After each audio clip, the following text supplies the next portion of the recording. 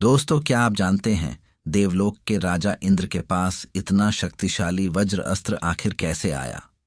उसका निर्माण कैसे हुआ और किसने इंद्र को दिया? अगर आप इन सब के बारे में नहीं जानते हैं तो आइए इस वीडियो में हम आपको बताएंगे।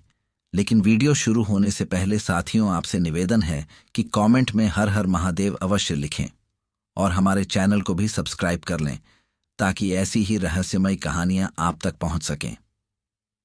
साथियों, वज्र अस्त्र की कहानी बहुत ही रहस्यमयी और दुर्लभ है।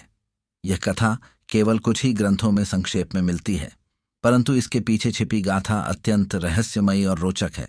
एक समय की बात है, महर्षि दधीचि ने घोर तपस्या की थी, जिसके कारण उन्हें ब्रह्मा, विष्णु और शिव तीनों से अमोघ वरदान प्राप्त हुए। ब्रह्मा ने उन्हें अमृता का ज्ञान दिया, विष्णु ने उन्हें दिव्य योग का ज्ञान दिया और शिव ने उन्हें अपनी हड्डियों में अमृतत्व प्रदान किया। इस कारण उनकी अस्थियां इतनी कठोर और दिव्य हो गईं कि वे किसी भी अस्त्र शस्त्र से नष्ट नहीं हो सकती थीं। असुरों का राजा वृत्रासुर अत्यंत शक्तिशाली था। उसने वरदान प्राप्त किया था कि उसे कोई साधारण हथियार मार नहीं सकता। न ही कोई देवता, न ही कोई मानव और न ही कोई असुर उसे पराजित कर सकता है। जब इंद्र ने वृत्रासुर से युद्ध किया तो वे हार गए। तब देवराज इंद्र ने ब्रह्मा से समाधान मांगा। ब्रह्मा ने कहा, एकमात्र उपाय है कि महर्षि दधीचि की हड्डियों से बना हथियार वृत्रासुर को परास्त कर सकता है।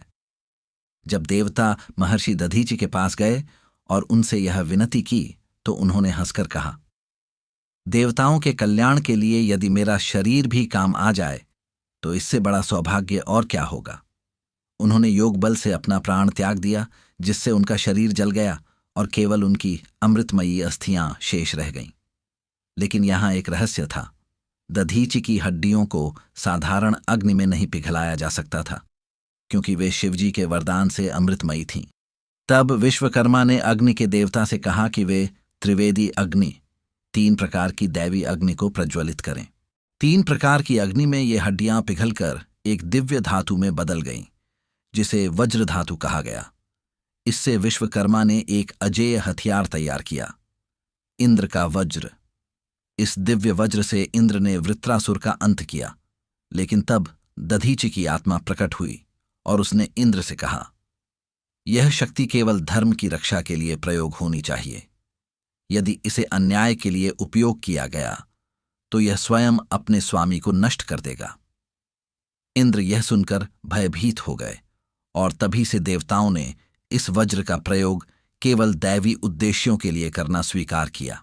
इस कथा का एक और दुर्लभ रहस्य यह भी कहा जाता है कि जब दधीचि की अस्थियां पिघलाई जा रही थीं, तब उनके भीतर छुपी दिव्य शक्ति को स्वयं महादेव ने संरक्षित किया। यह शक्ति आगे चलकर शिवलिंग के रूप में प्रतिष्ठित हुई। इसी कारण कई शिवलिंगों को अमृतलिंग कहा जाता है और उनमें दिव्य ऊर्जा का प्रवाह माना जाता है। यह कथा हमें त्याग, कर्तव्य और शक्ति के सही उपयोग की महिमा सिखाती है। महर्षि दधीचि ने परोपकार के लिए अपना सर्वस्व समर्पित कर दिया और उनकी हड्डियों से बना वज्र आज भी धर्म और सत्य की रक्षा का प्रतीक माना जाता है। तो दोस्तों, कैसी लगी ये कहानी आपको? अगर अच्छी लगी हो तो आपसे निवेदन है कि अगर अभी तक चैनल को सब्सक्राइब नहीं किया हो तो चैनल को सब्सक्राइब कर ले। तो साथियों, मिलते हैं ऐसी ही किसी रहस्यमयी कहानी के साथ।